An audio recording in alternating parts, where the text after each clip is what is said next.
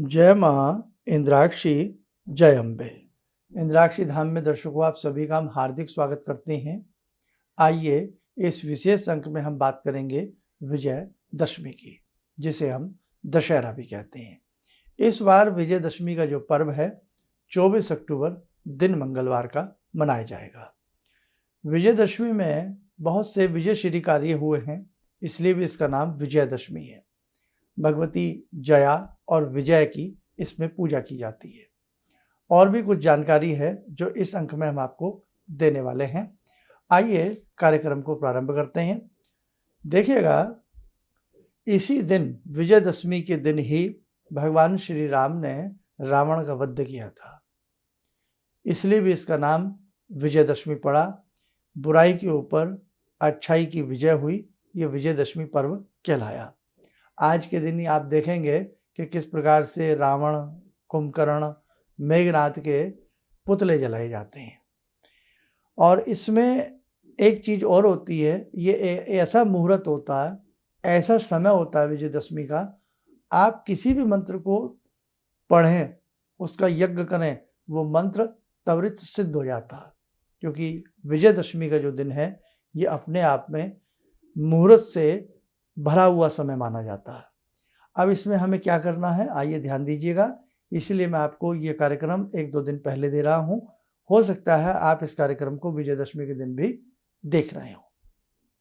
सुबह सुबह जल्दी उठें, और आपको पता ही है कि नवमी तक नवरात्र रहते हैं, और दशमी के दिन जो लोग घर में सांझी लगाते हैं या मिट्टी की मूर्तियाँ रखते हैं, तो दशमी के दिन, आज विजयदशमी के दिन ही वो लोग क्या करते हैं, उन्हें विसर्जित करते हैं।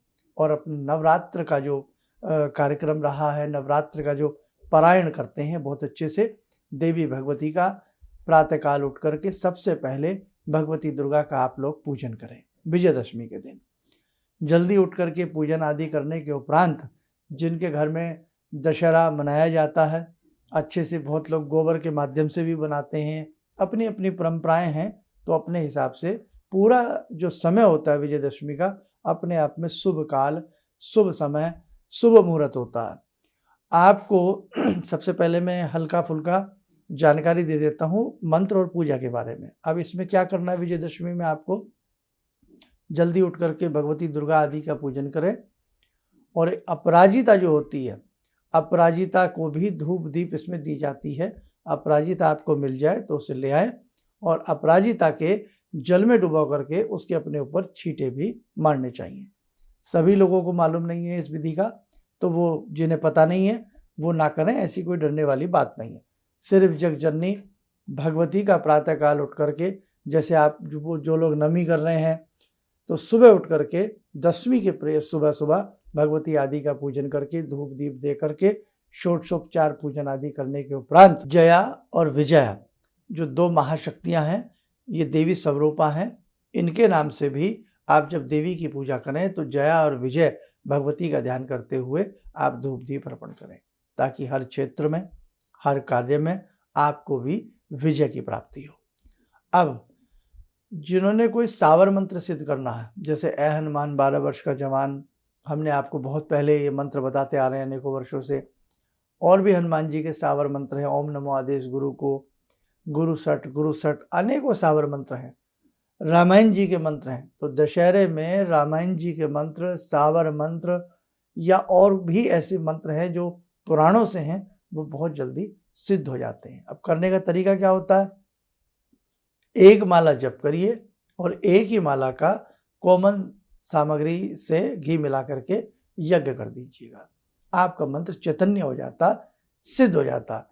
जिन्होंने कोई और सूर्य का मंत्र या और कोई हनुमान जी का मंत्र या और कोई सावर मंत्र भी पहले कभी सिद्ध किया हो, तो वो एक बार दशहरे पर इसी प्रकार से एक माला जप, एक माला का हवन कर लिया करें, तो पुनरावृत्ति हो जाती है, मंत्र पूर्ण रूपेण चैतन्य हो जाता है। दशहरे के दिन ब्राह्मण जो होते हैं वो सरस्वती का पूजन करते हैं, क्षत्रिय शक्ति का पूजन करते हैं, शस्त्र पूजन करते हैं, व्यापारी वर्ग अपनी बही खातों का तिलक आदि कर करके पूजन करते हैं। अब जो आपने जयंती लगा रखी है, हमने कहा था ना दशहरे के दिन उसको पूर्ण करना होता है, तो जो आपने जयंती लगाई है, तो इस जयंती, इसको नौरते भी बोलते हैं, तो उसको चांदी के सिक्के से काटना होता है। चांदी का सिक्का ना हो तो फिर वैसे ही उसको हल्का सा काट लीजिएगा, और पुष्प रूपेण जो भी आपके घर में दरबार है, राम जी हैं, श्याम जी हैं, भवानी तो हैं ही, तो सबको थोड़ा थोड़ा सा चढ़ाइए। और इसमें बहन जो होती है वो भाई के कानों के ऊपर भी ये नौरते रखती हैं, जयंती रखती हैं, ताकि मेरे भाई की ज़िंदगी हरी भरी रहे। इन नौरतों की तरह जीवन में हर प्रकार का सुख मेरे भाई को प्राप्त हो, और हर क्षेत्र में विजयादशमी के पर्व पर मेरे भाई की विजय होती रहे। और उसके साथ साथ ये आपके आसपास मंदिर हो तो मंदिर में भी इसको थोड़ा थोड़ा दरबार में, राम दरबार में कहीं ना कहीं दीप, धूप दीप दे करके, हम किसी भी समय शाम को भी कर सकते हैं, रख करके आ सकते हैं। आपके बच्चों की जो पुस्तक है, बच्चों का जो सब्जेक्ट आपको हार्ड लगता है, भाई ये गणित बच्चों से नहीं हो पाता, मैथ्स नहीं, साइंस नहीं हो पाती, तो थोड़ी थोड़ी जयंती के लंबे लंबे बाल से बच्चों की पुस्तकों में हल्दी का तिलक लगा कर भी रखना चाहिए। कलम दवात की इसमें पूजा होती है, होता तो बहुत कुछ है, लेकिन मैं आपको वो बता रहा हूँ जो आम व्यक्ति साधारण तरीके से कर सके। तो आपने सुबह सारा भगवती का सारा पूजन वूजन करने के उपरांत थोड़ी थोड़ी जयंती ले करके वो सब भगवानों को छोड़ दीजिएगा, और थोड़ी जयंती अपने गल्ला, लॉकर, तिजोरी में रखनी चाहिए। और यदि किसी को बिल्कुल सफ़ेद मिल जाए, दूध वाला कलर, नीचे से लेकर के ऊपर तक ज्वारी का कलर बिल्कुल सफ़ेद हो, तो उसको विशेष रूप से भगवती का प्रसाद समझ करके तिलक लगा में हल्का सा कलावा हल्का सा बांधें, बड़ी मुलायम होती है, टूट जाएगी नहीं तो, या कलावा वैसे ही रखें किसी चांदी की डिब्बे में या किसी भी शुद्ध वस्त्र में लपेट करके अपने गल्ला, लॉकर, तिजोरी में रखिए। धन धान्य की बढ़ोतरी होती रहेगी। ये एक स्पेशल, एक दिव्य प्रसाद कभी निकल आता है ना, अनेकों बार हमने वो चीज़ देखी है। और करने के साथ साथ अपराजिता जो होती है, अपराजिता यदि आपको कहीं से उसका पौधा मिल जाए, ले आइएगा, उसको भी थोड़ा धूप दीप दे करके जल में डुबा करके अपने ऊपर छींटा मारना चाहिए, पहले उसकी पूजा कर लेनी चाहिए। दशहरे के दिन नीलकंठ पक्षी को देखना बड़ा शुभ माना जाता है। संध्या के समय अगर किसी को नीलकंठ दिख जाए या सुबह भी दिख जाए तो बहुत ही उस व्यक्ति के लिए कहते हैं एक साल हरा भरा रहता है। और दशहरे के दिन किसी व्यापार का मुहूर्त करना, वाहन खरीदना या भूमि का कोई पूजन करना, ये सारी चीज़ें दशहरे के दिन बहुत अच्छी होती है। मतलब किसी नए काम की शुरुआत दशहरे में करना बहुत शुभ होता है। और दूसरी बात, अब हम उस बात पे आते हैं, हमने आपसे कहा था कि दशहरे में इस बार इंद्राक्षी धाम से जुड़े साधक क्या कर सकते हैं। हालांकि आपकी 24 मिनट की साधना सबकी चल रही है, लेकिन मैं आपको ज़्यादा नहीं बताऊंगा, सिर्फ एक ही चीज़ बताऊंगा, उसे आप दशहरे में ज़रूर करिएगा। जो 24 मिनट की साधना कर रहे हैं उसमें आपके पास देवी के 2 मंत्र हैं, ब्रह्म विद्या गायत्री का है और भगवती का मंत्र है। तो इसमें इन दोनों मंत्रों में से जो आपका निवारण मंत्र है, भगवती शक्ति का जो मंत्र है आपका, अगर आपको अपने उस 24 मिनट के अलावा या उसी में ऐड डाउन कर लें, हम कम से कम उसी मंत्र की दशहरे पर्व पर 5 माला कर लें, 11 माला कर लें, मतलब माला की संख्या थोड़ी सी दशहरे पर्व पर आप लोग बढ़ा दें तो बहुत अच्छा रहेगा। और पूरा 24 मिनट का कर्म करने के बाद, जैसे आपने पहले ब्रह्म विद्या का पाठ किया, फिर आपने निवारण मंत्र किया, तो निवारण मंत्र के बाद हमने एक 5 बार भी मंत्र आपको बता रखा है, वो किया। तो जब निवारण मंत्र की बारी आती है ब्रह्म विद्या के बाद, तो वहीं पर आप 5 या 11 माला इसकी कर लीजिएगा।